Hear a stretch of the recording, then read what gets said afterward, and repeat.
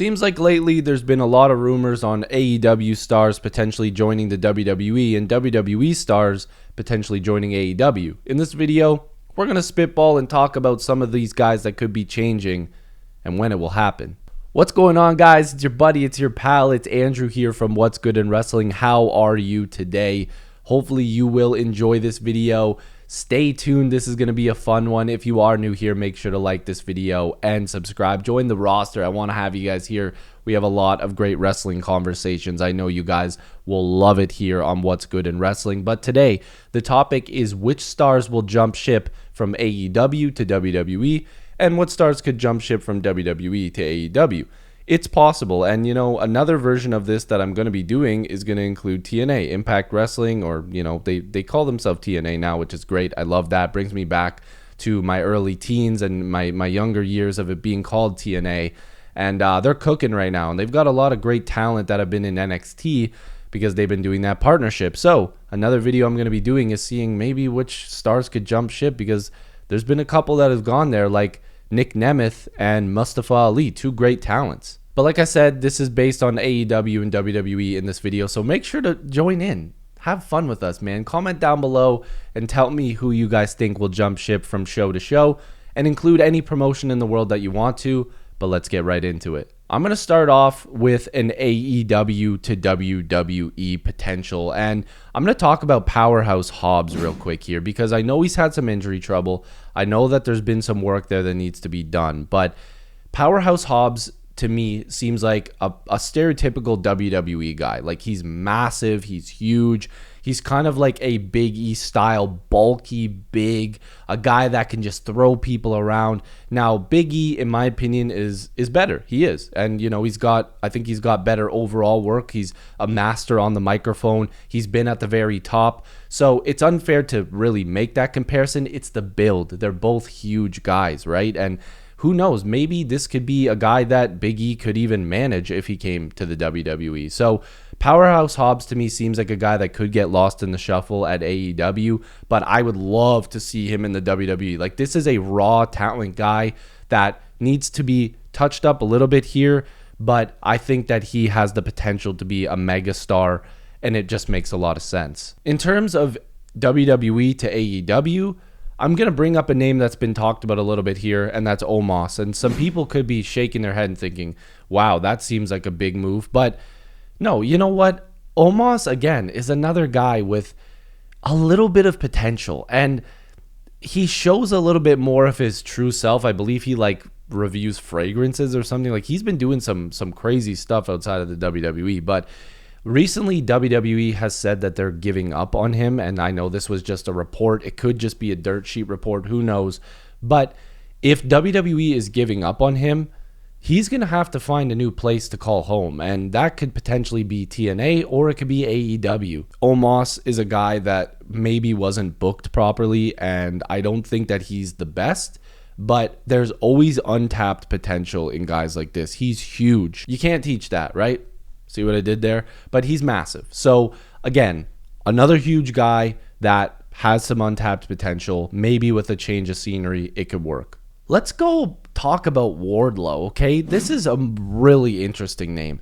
This guy at one point was like the hottest act in wrestling when he was feuding with MJF. And we know the whole story about MJF not coming to this meet and greet and potentially not showing up to the show and being late and asking for money, and then he gets buried by Wardlow. But the moment wasn't special. It was a huge build-up where Wardlow was finally getting his hands on MJF, being able to finally beat the piss out of that guy, and it kind of got ruined. Everybody knew what was about to happen, because there was even talk of MJF potentially leaving AEW to go to WWE at that point. Whether or not that was a work or not, that was a huge discussion. This guy would get a massive pop, I believe, in the WWE if he debuted. I think there's enough star power there that they built a little bit in AEW that WWE might be able to revive.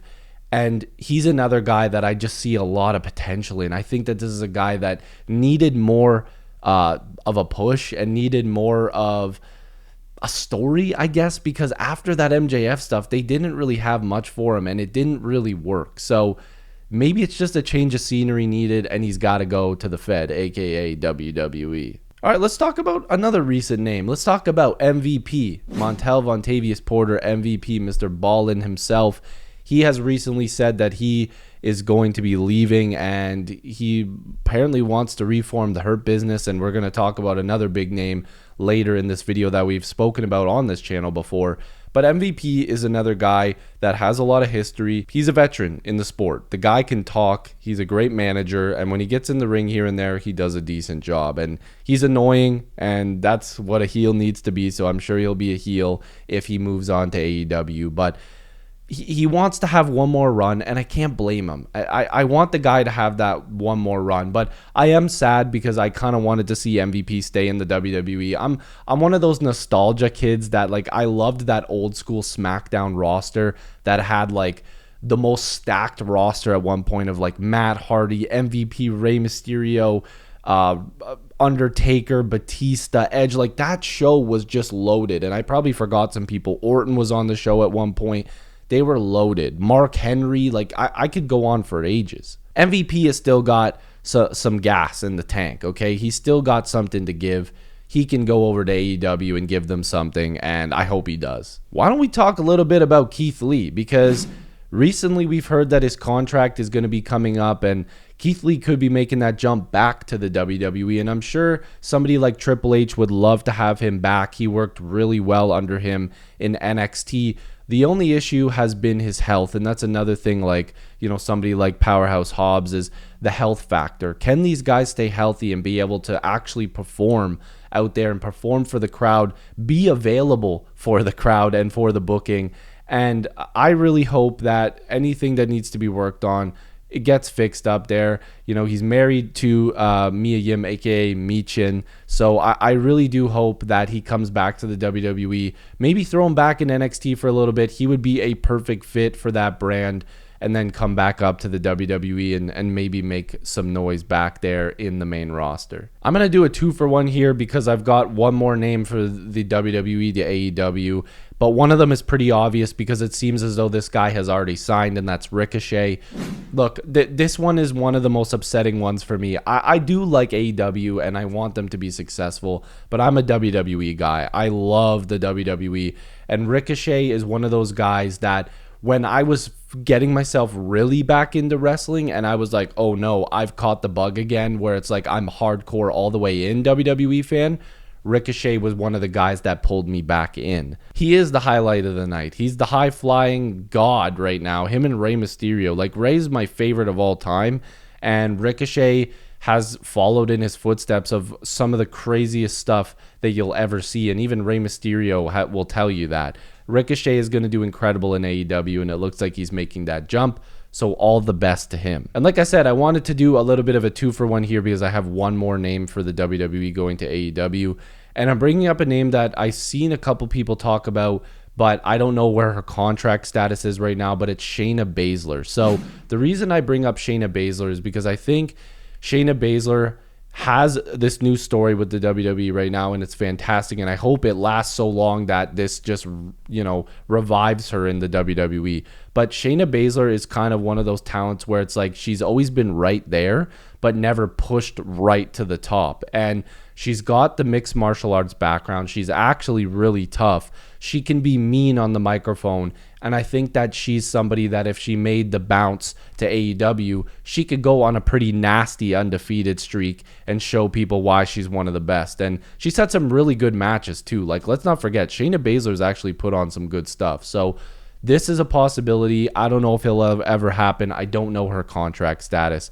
I just know that she would probably kill in another company. Two big names left, and we've spoken about them briefly on this channel, but I want to talk about Ricky Starks potentially going to the WWE. And we do know he's really big and huge with the American Nightmare, Cody Rhodes, and they're really big friends, big buddies, and he's been at many events cheering on Cody, like the Royal Rumble. He's been backstage at WWE, which got him in trouble, apparently. He was seen literally popping his veins cheering for Cody at WrestleMania. But Ricky Starks is another guy that's been not really in the best books with AEW recently, and I don't know what's happening there, if he's re-signing, if he's staying, if this is a work, I don't know. I'm just a wrestling mark. But Ricky Starks has all the potential to be a big name guy, and I think the WWE would work really well with him. I wish he could keep that music because I love it. I love his presentation. I think that he's awesome, and he would be a huge addition to the WWE. Last but certainly not least, it's the almighty Bobby Lashley. And again, this is one that I mentioned earlier in a different video. Go check that out if you want to. I made a full video on Bobby Lashley. This one hurts for me. I do love Bobby Lashley. I know I'll be able to see him wrestle elsewhere. It still seems like he might re-sign with the WWE. Like there's that little small chance that he could, but it looks like he's on his way out. Bobby Lashley is one of the best big talents, big muscular guys that the WWE has seen in quite some time. His first run with WWE was good, but I think his second run has been even better. He came back to, a little bit of uncertainty of if people were going to be really excited for him, and we didn't know what was going to happen, but he's won a bunch of titles. He's done really well, and I'm really excited to see what he does next. So I do hope Bobby Lashley stays with the WWE, but if he doesn't, AEW will be knocking on that door for sure. So that's what I have to say. If you guys are new here, make sure to like this video and subscribe. Tell me who could jump ship, AEW to WWE and WWE to AEW, vice versa. You know what I'm talking about. That's what's good in wrestling. I'm Andrew, and I'll see you in the next video.